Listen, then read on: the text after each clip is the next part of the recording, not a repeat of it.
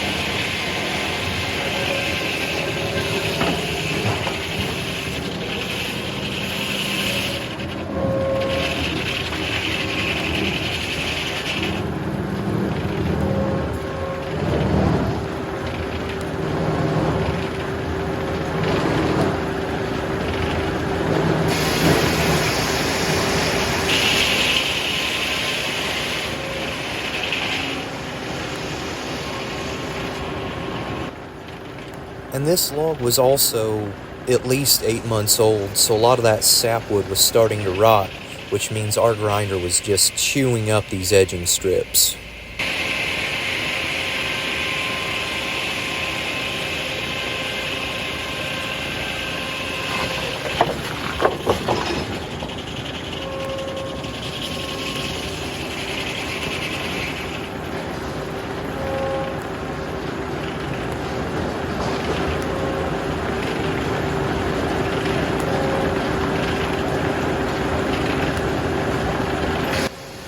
And here you got 3 at a time, a 7, a 9, and a 10. Someone comment that block height there. The comments are good for traffic and good for people to see. And what you're about to see is a little technique that I do to keep all 3 of these heavy guys from falling right down onto the rollers at the same time. And yeah, that top one has some wane, but they'll get some good pallet slats out of that. They'll actually get very little waste out of this piece.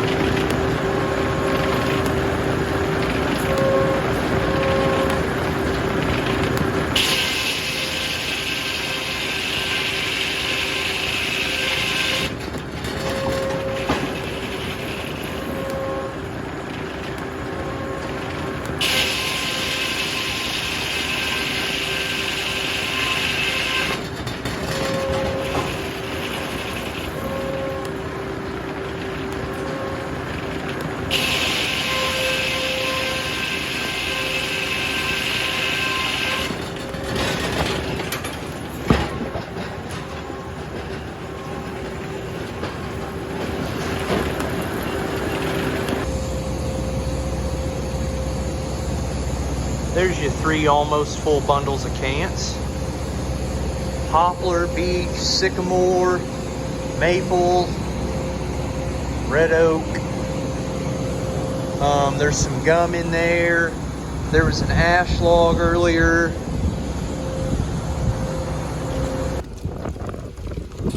Here's some cans that got sawed.